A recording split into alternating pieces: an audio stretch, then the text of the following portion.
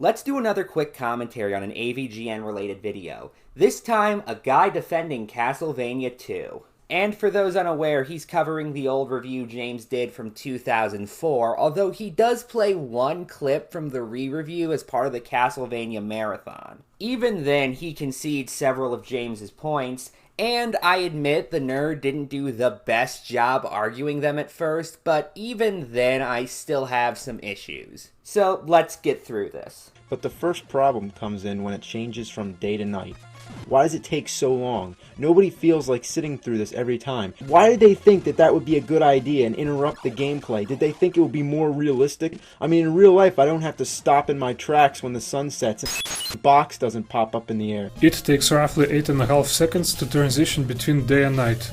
While it disrupts the flow of the game a little bit, it isn't necessarily that bad. During the night, enemies become twice as stronger, zombies roam the towns, and NPCs hide in their houses. It's difficult to think of another way to pull this off without the transition mechanic. Oh, and the nighttime music is a banger. I'm not going to discuss your opinion on the game's nighttime music as that is entirely subjective. However, I do want to deconstruct your point about this being the only way the game can achieve the effect you mentioned. Even if I grant you that is the case, why is this feature so integral that it is worth the criticisms James brings up? And by the way, you calling the transition from day to night not that bad is, again, entirely subjective. The next complaint is losing a life when falling into water. And why do you have to die when you fall in the water? That's the stupidest thing I've ever seen. Sometimes I don't feel like going down the stairs just to get down to ground level when I can just take a shortcut and jump down. But oops, I shouldn't do that. There might be water down there. This guy can go all over fighting hordes of evil monsters, but he can't even swim. The water pit is a well-known cliché in video games, so we don't really get why the nerd is baffled by this one.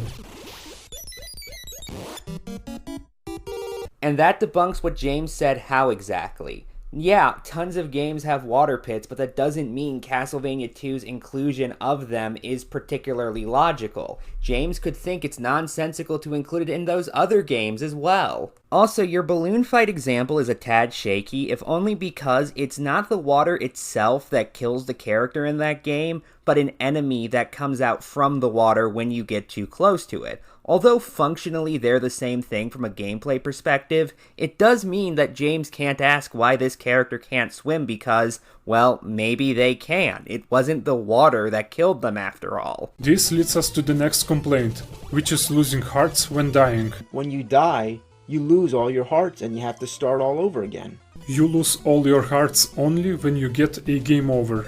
The player starts with 3 lives, and there are multiple churches throughout the game, where you can replenish your health. Additionally, leveling up restores your health.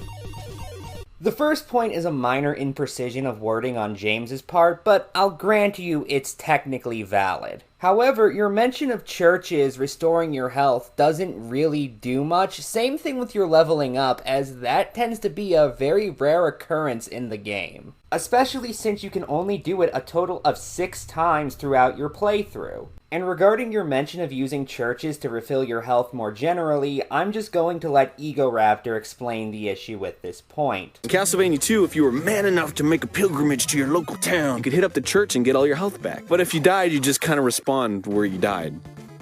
Okay, well, whatever. But hey, if you fucking lose all your life, you have to continue, which still spawns you exactly where you died, but you lose all your hearts. So if you're headed to buy some super important item that you need to advance, and you have to continue, then you gotta fucking grind more hearts out of enemies and waste more of your fucking time. And wandering back to a town that's a bazillion miles away to get your health back wastes your fucking time. I hope you see where I'm coming from so I don't have to keep wasting my fucking time explaining it. Essentially, it's a highly inconvenient method of gaining your health back. Anyway, that's all I want to cover, given the rest of the video is just primarily him agreeing with James, so final thoughts. Again, this is not a horrible video or anything of the sort, it's just a video with quite a few problems that were worth pointing out. Good night, and good luck.